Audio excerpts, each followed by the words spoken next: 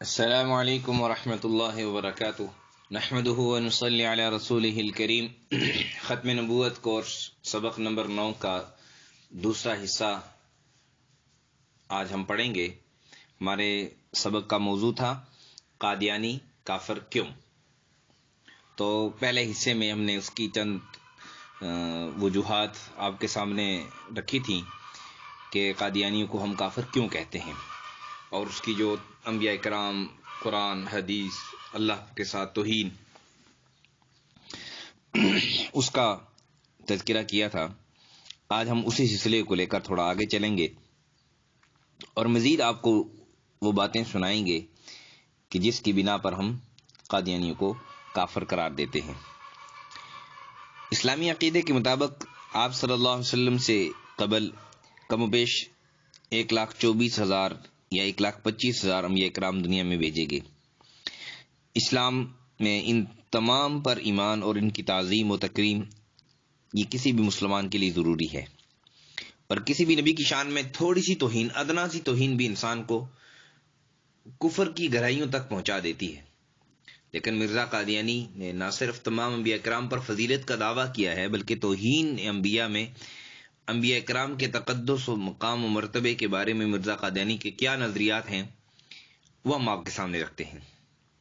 تتیمہ حقیقت الوحی کے اندر صفحہ 136 کے اندر وہ لکھتا ہے کہ خدا تعالیٰ نے میرے معجزات ثابت کرنے کے لیے اس قدر معجزات دکھائے کہ بہت ہی کم ایسے آئے ہیں جنہوں نے اس قدر معجزات دکھائے ہوں۔ یعنی انبیاء کرام سے زیادہ یہ کہتا ہے، لعین بدبخت کہتا ہے کہ میرے معجزات ہیں۔ پھر نزول مسیح صفحہ نمبر 100 کے اندر یہ لکھتا ہے کہ میری آمد سے ہر نبی زندہ ہو گیا، ہر رسول میری قمیض میں چھپا ہوا ہے۔ کتنا بدبخت ہے، کیسے کیسے الفاظ لکھ رہے ہیں۔ پھر ازالہ اوہام صفحہ 629 کے اندر یہ لکھتا ہے کہ ایک بادشاہ کے وقت میں 400 نبیوں کی پیشن گوئی جھوٹی ثابت ہوئی۔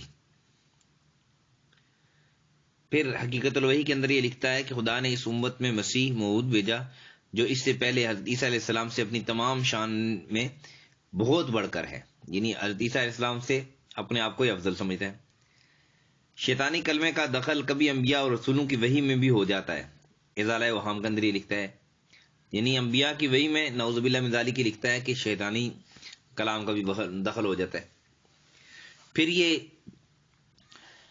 ضمیمہ انجام صفحہ 6 کے اندر یہ لکھتا ہے کہ حضرت عیسیٰ علیہ السلام سے کوئی معجزہ نہیں ہوا اور آپ نے معجزے مانگنے والوں کو گندی گالیاں دی ہیں اور ان کو حرام کار اور حرام کی اولاد کہا۔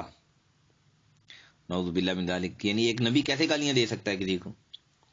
پھر یورپ کے لوگوں کو جس قدر شراب نے نقصان پہنچایا، اس کا سبب یہ تھا کہ حضرت عیسیٰ علیہ السلام شراب پیا کرتے تھے۔ نعوذ باللہ من ذالک، دیکھو حضرت عیسیٰ علیہ السلام کے متعلق کتنا غلیظ جو ہے نا عبارت لکھتا ہے۔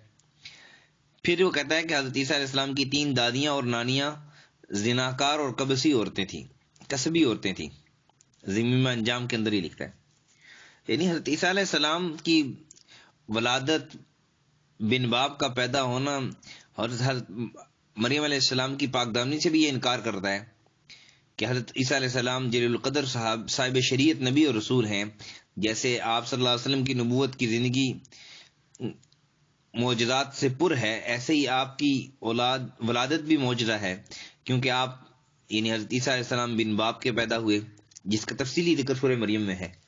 جبکہ مرزا قادیانی نہ صرف آپ کی ولادت بن باپ ہونے کا انکار کرتا ہے، بلکہ آپ کی ولادت کا بڑے گستاخانہ طریقے سے اس کی مذاق بھی اڑاتا ہے، اور ایسے ہی آپ صلی اللہ علیہ وسلم کی والدہ ماجدہ جناب مریم علیہ السلام کی پاک دامنی کا بھی انکار کرتے ہوئے یہودیوں کے بھی جو ہے نا یہ کان کترتا ہے۔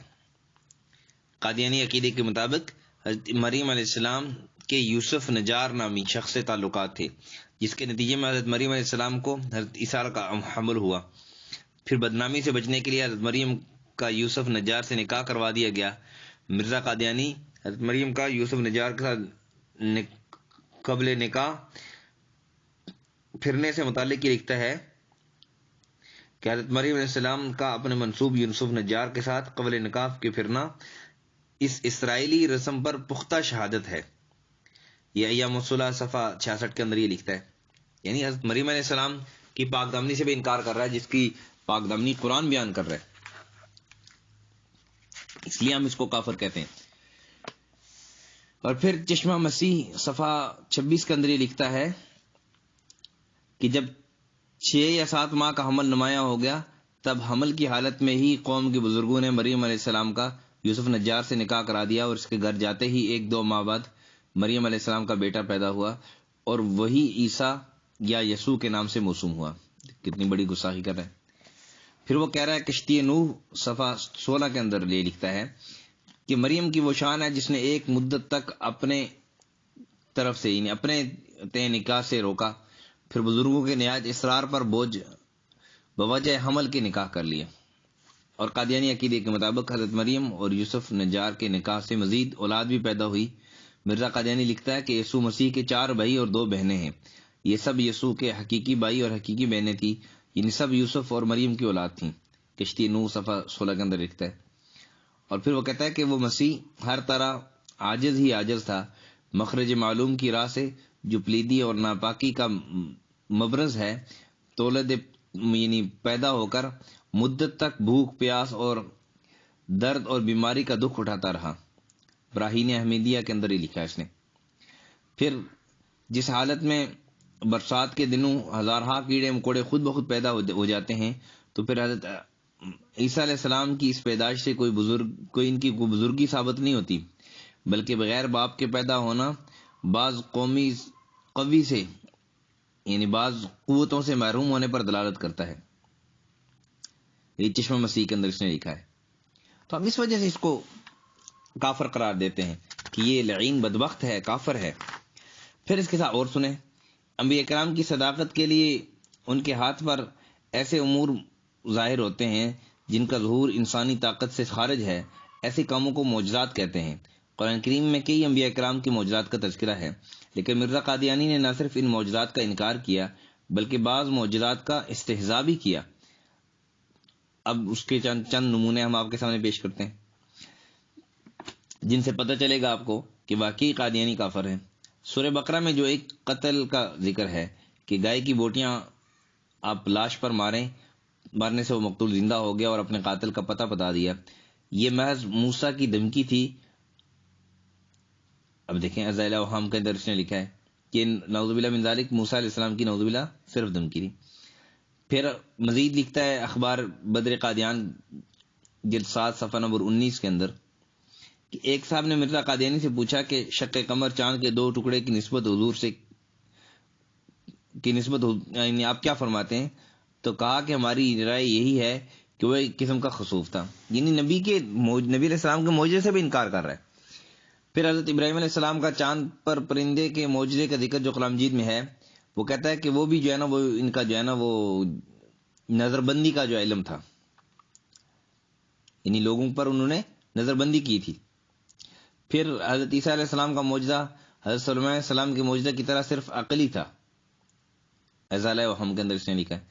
پھر کہتا ہے کہ مسیح کے معجزات تو اس طالاب کی وجہ سے بے رونق بے قدر تھے جو مسیح کی ولادت سے قبل بھی متحر عجائبات تھا، یعنی جس میں ہر قسم کے بیمار، تمام مخدوم، مفلوج، مبروس وغیرہ ایک ہی غوطہ مار کر اچھے ہو جاتے تھے، یعنی ازالہ وہام کے اندر اس نے لکھا ہے۔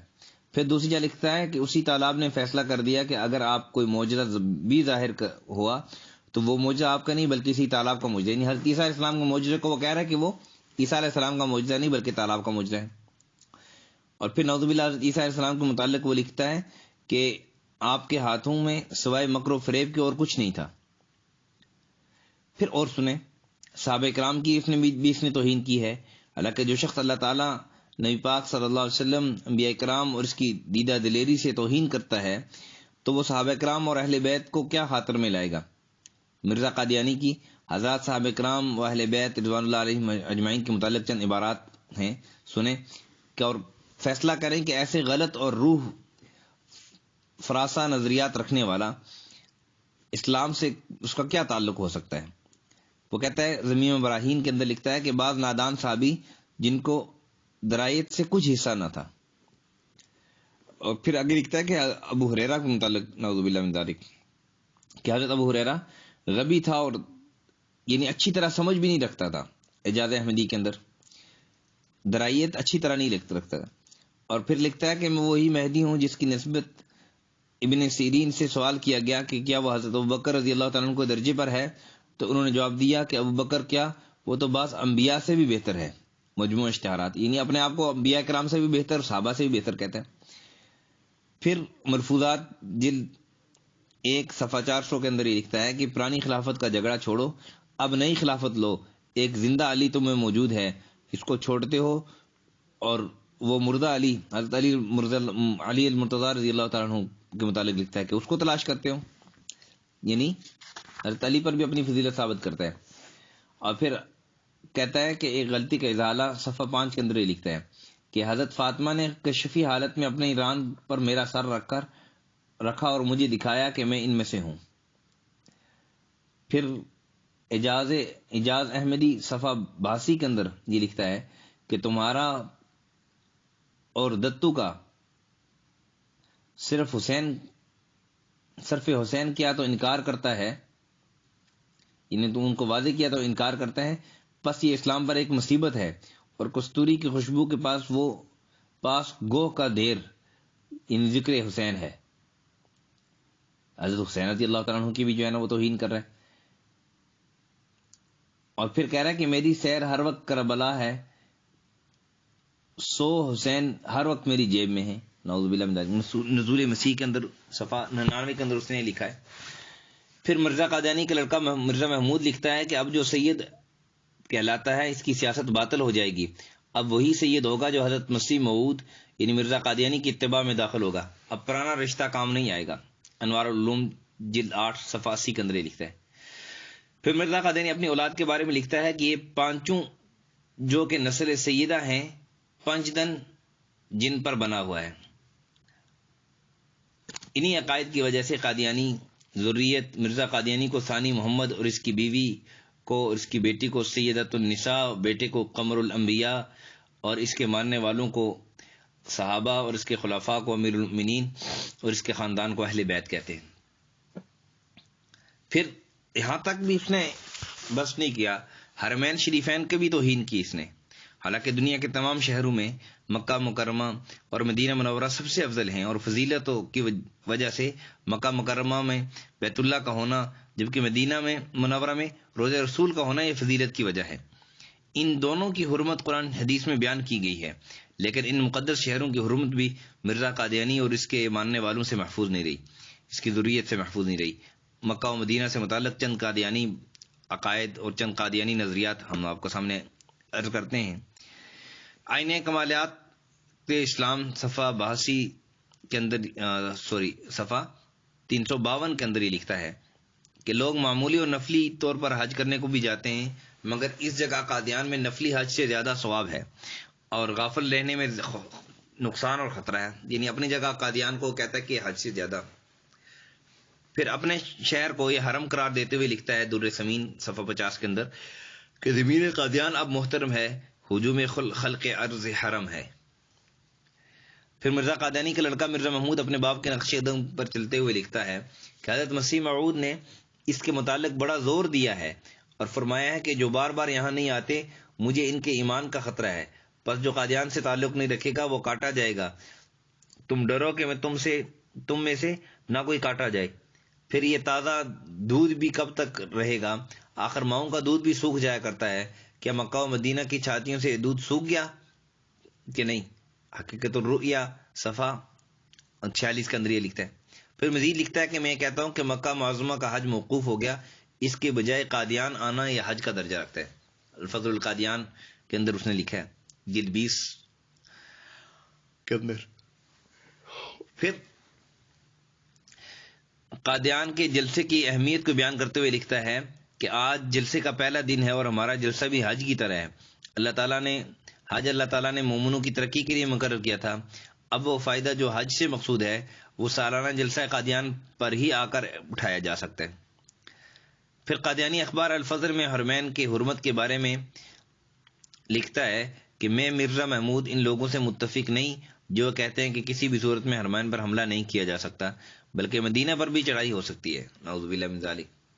پھر قادیانی اخبار الفضل مرزا قادیانی کی قبر کو روزہ رسول کے برابر قرار دیتے ہوئے لکھتا ہے کہ گنبد خضرا کے انوار کا پورا پر تو اس گنبد بیضا مرزا قادیانی کے مرکز پر پڑا ہوا ہے، اور آپ گویا ان برکات سے حصہ لے سکتے ہیں جو رسول اللہ صلی اللہ علیہ وسلم کے مرکز سے مخصوص ہیں. یعنی جو وہاں پہ آپ کو برکتیں مل سکتی ہیں، وہاں پہ آپ کو نورانی کیفیات مل سکتی ہیں، وہ کہتا ہے کہ قادیانی کے لعین جو ہے نا اس پر بھی مل سکتی ہیں آپ کو. پھر یہاں پر بھی اس نے بس نہیں کیا. جہاد جیسے اہم فریضہ جو اسلام کا سب سے بڑا اہم فریضہ ہے، جس پر ثبوت قرآن مجید کی 20 آیات اور احادیث رسول صلی اللہ علیہ وسلم کی دلیل ہیں. احادیث کے مطابق الجہاد ماض الی یوم القیامہ، جہاد قیامت تک جاری رہے گا. لیکن مرزا قادیانی نے انگریزی حکومت کو طول دلوانے کی غرض سے انگریز کی خوشنودی میں نہ صرف جہاد کے حرام ہونے کا فتویٰ دیا، بلکہ جہاد کرنے والوں کو غلیظ گالیاں بھی دی. اور حرمت جہاد پر مرزائی کتب کے چند حوالے ہم آپ کے سامنے رکھتے ہیں. مجموعہ اشتہارات جلد 3 کے اندر وہ لکھتا ہے کہ ہر وہ شخص جو میری بیعت کرتا ہے اور مجھے مسیح موعود مانتا ہے، اسی روز سے اس عقیدے کو رکھنا پڑتا ہے کہ اس زمانے میں جہاد قطعاً حرام ہے. پھر اعجاز احمدی کے اندر لکھتا ہے کہ یہ بات تو بہت اچھی ہے کہ گورنمنٹ برطانیہ کی مدد کی جائے اور جہاد کے خلاف مسئلے کے خیالوں کو دلوں سے نکالی جائے. پھر انگریز کی حکومت کے لیے اپنی خدمات کا تذکرہ کرتے ہوئے لکھتا ہے کہ میری عمر کا اکثر حصہ اس سلطنت انگریزی کی تائید اور حمایت میں گزرا ہے، اور میں نے ممانعت جہاد اور انگریزی اطاعت کے بارے میں اس قدر کتابیں لکھی اور اشتہار شائع کیے، اگر وہ رسائل اور کتابیں اکٹھی کی جائیں تو 50 الماریاں ان میں سے بھر سکتی ہیں. میں ایسی تمام کتابوں کو ممالک عرب، مصر اور شام اور کابل اور روم تک میں نے پہنچا دیا. میری ہمیشہ کوشش رہی ہے کہ مسلمان اس سلطنت کے نیچے سچے خیر خواہ ہو جائیں، اور مہدی خونی اور مسیح خونی کی بے اثر روایتیں اور جہاد کے جوش دلانے والے مسائل جو احمقوں کے دلوں کو خراب کرتے ہیں، ان کے دلوں سے معدوم ہو جائیں. تریاق قلوب صفحہ 15 کے اندر یہ لکھتا ہے. پھر مزید لکھتا ہے شہادت القرآن، اس کی کتاب ہے، صفحہ 3 کے اندر، کہ میں یقین رکھتا ہوں کہ جیسے جیسے میرے مرید بڑھیں گے ویسے ویسے مسئلہ جہاد کے معتقد کم ہوتے جائیں گے. یہ مجموعہ اشتہارات کے اندر معذرت اس نے لکھا ہے، مجموعہ اشتہارات کے اندر. پھر بعض شہادت قرآن کے اندر یہ لکھتا ہے کہ بعض احمق اور نادان سوال کرتے ہیں کہ اس گورنمنٹ سے جہاد کرنا درست ہے یا نہیں. سو یاد رہے کہ یہ سوال ان کا نہایت حماقت کا ہے، کیونکہ جس کے احسانات کا شکر کرنا عین فرض اور واجب ہے، اس سے جہاد کیسا؟ میں سچ سچ کہتا ہوں کہ محسن کی بدخوئی کرنا ایک حرامی اور بدکار آدمی کا کام ہے. یعنی یہ اپنی خدمات ظاہر کرتے ہوئے انگریزی حکومت، سلطنت جو انگریزوں کی حکومت تھی، اس نے یہ جملے لکھے ہیں. پھر صرف یہاں تک بھی اس نے بس نہیں کیا، یہاں پر بھی بس ہو جاتا نا تو بھی کچھ کم نہ تھا، لیکن اس نے اس پر مزید آگے بھی جو ہے نا اس نے دراندازی کی ہے کہ تمام امت مسلمہ جو قادیانیوں کے انہی عقیدوں اور گندے غلیظ اور روح فرسا عقائد کی وجہ سے قادیانیوں کے کفر کا اعلان کرتی آئی ہے، لیکن تعجب ہے کہ قادیانیوں پر کے باوجود اتنے کفری عقائد کے خود کو مسلمان جبکہ جمیع امت مسلمہ کو کافر کہتے ہیں، کیونکہ قادیانیوں کے نزدیک ایمان کے لیے شرط اول مرزا قادیانی کی نبوت پر ایمان لانا ہے. اور اگر کوئی شخص تمام اسلامی عقائد کو مانتا ہو لیکن مرزا قادیانی کی نبوت کا منکر ہو تو قادیانیوں کے نزدیک نہ صرف کافر بلکہ پکا کافر ہے. قادیانی کتب کے چند جو عبارات ہیں وہ ہم آپ کے سامنے لکھتے ہیں. تذکرہ صفحہ 607 کے اندر وہ لکھتا ہے کہ اللہ تعالیٰ نے مجھ پر ظاہر کیا کہ ہر شخص کو میری دعوت پہنچی ہے اور اس نے مجھے قبول نہیں کیا، کیا وہ مسلمان نہیں ہے؟ یعنی کیا وہ مسلمان نہیں ہے؟ مجھے کیوں نہیں مانتے ہو؟ اپنے آپ کو مسلمان کہتے ہو اور مجھے نہیں مانتے ہو؟ پھر نزول مسیح کے اندر لکھتا ہے کہ جو میرے خلاف تھے ان کا نام عیسائی اور یہودی اور مشرک رکھا گیا ہے، نعوذ باللہ من ذالک. پھر انجام آتم صفحہ 62 کے اندر یہ لکھتا ہے کہ ان الہامات میں میری نسبت بار بار بیان کیا گیا کہ یہ خدا کا فرستادہ، خدا کا معمور، خدا کا امین اور خدا کی طرف سے آیا ہے. جو کچھ کہتا ہے اس پر ایمان لاؤ اور اس کا دشمن جہنمی ہے، نعوذ باللہ. پھر قادیانی جو اولاد ہے وہ بھی اس کے نقش قدم پر چلی ہے. مرزا قادیانی کا لڑکا لکھتا ہے، مرزا محمود، کہ ہمارا فرض ہے کہ ہم غیر احمدیوں کو مسلمان نہ سمجھیں، یعنی جو قادیانی نہیں ہیں ہم ان کو مسلمان نہ سمجھیں، یہ ہم پر فرض ہے. انوار الخلافت صفحہ 90 کے اندر لکھتا ہے. پھر اس کی عبارت کا حاصل یہ ہوا کہ جیسے نماز، روزہ، حج وغیرہ فرض ہیں اور ان کی فرضیت کا انکار کفر ہے، ایسے ہی مرزائیوں کے نزدیک تمام مسلمانوں کو کافر سمجھنا فرض ہے، اور اس فرضیت سے اہل اسلام کے کفر کا انکار بھی کفر ہے۔ مزید لکھتا ہے کہ کل مسلمان جو حضرت مسیح موعود مرزا قادیانی کی بیعت میں شامل نہیں ہوئے، خواہ انہوں نے نام بھی نہیں سنا، وہ کافر اور دائرہ اسلام سے خارج ہیں۔ آئینہ صداقت کے اندر یہ لکھتا ہے۔ پھر مرزا قادیانی کا دوسرا لڑکا مرزا بشیر، وہ کفر و اسلام کی وضاحت کرتے ہوئے لکھتا ہے کہ ہر وہ شخص جو موسیٰ علیہ السلام کو مانتا ہے لیکن عیسیٰ علیہ السلام کو نہیں مانتا، یا عیسیٰ علیہ السلام کو مانتا ہے لیکن محمد علیہ السلام کو نہیں مانتا، یا محمد صلی اللہ علیہ وسلم کو مانتا ہے لیکن مسیح موعود کو نہیں مانتا، وہ صرف کافر بلکہ پکا کافر اور دائرہ اسلام سے خارج ہے۔ یعنی وہ کہتا ہے کہ جیسے نبی علیہ السلام کو ماننا فرض ہے، اس طرح مرزا قادیانی کو بھی نبی ماننا نعوذ باللہ من ذالک فرض ہے۔ پھر مرزا قادیانی کی اسی عبارت کے مطابق جیسے حضرت صلی اللہ علیہ وسلم نے کسی اور نبی کا انکار کفر ہے، ایسے ہی مرزا قادیانی کا انکار بھی کفر ہے، اور ان کو یہ دائرہ اسلام سے خارج سمجھتے ہیں۔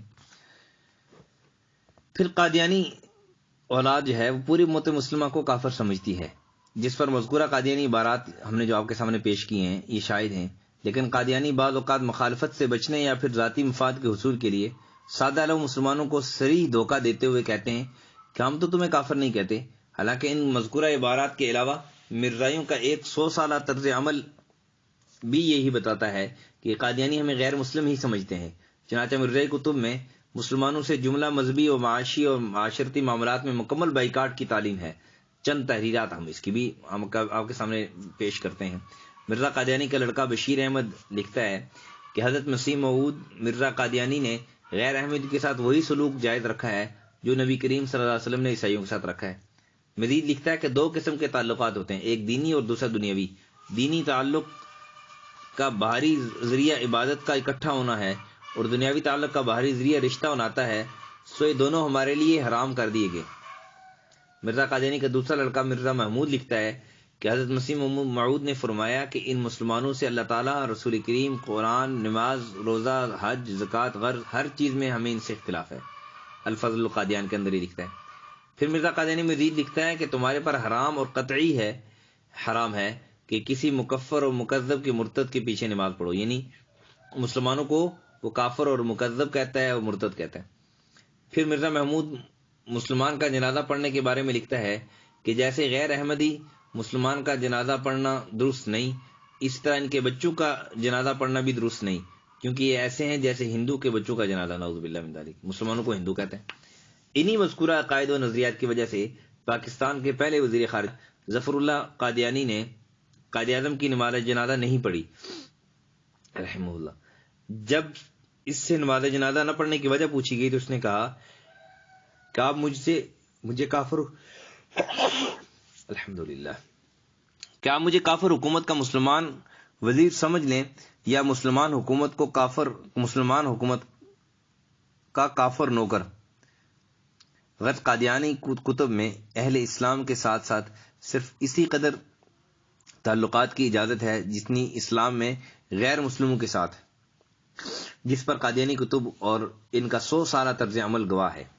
اس لیے اتنی ساری وجوہات ہم نے آپ کے سامنے عرض کی، کیونکہ بہت سارے لوگ اعتراض کرتے ہیں یار کیا ہو گیا، وہ بھی تو نماز پڑھتے ہیں، آج کل یار کیا ہو گیا، وہ بھی تو نماز پڑھتے ہیں، وہ بھی تو روزہ رکھتے ہیں، وہ بھی تو کلمہ پڑھتے ہیں، وہ بھی تو قرآن پڑھتے ہیں، تو ہم ان کو کافر کیوں کہیں؟ تو یہ اتنی ساری 2 سبقوں میں، اور یہ سبق میرے خیال سے تقریباً سب اسباق میں دونوں سبق سب سے زیادہ طویل ہوئے، حالانکہ پوری کوشش کے باوجود کہ ہم ان کو مختصر کریں اس کے باوجود تو جو سب سے زیادہ طویل ہوئے کہ ان کی جو کفریہ عقائد ہیں، ان کی کفریہ عبارات ہیں، ان سے واضح ہوتا ہے کہ مسلمانوں کو بھی کافر سمجھتے ہیں اور کتنے غلیظ ترین یہ کافر ہیں۔ اللہ جل شانہ سے دعا ہے کہ اللہ تعالیٰ ہر قسم کی فتنے سے، خصوصاً یہ جو قادیانیت کے فتنے سے، ہم سب کی ساری امت مسلمہ کی حفاظت فرمائے۔ وآخر دعوانا ان الحمد للہ رب العالمین۔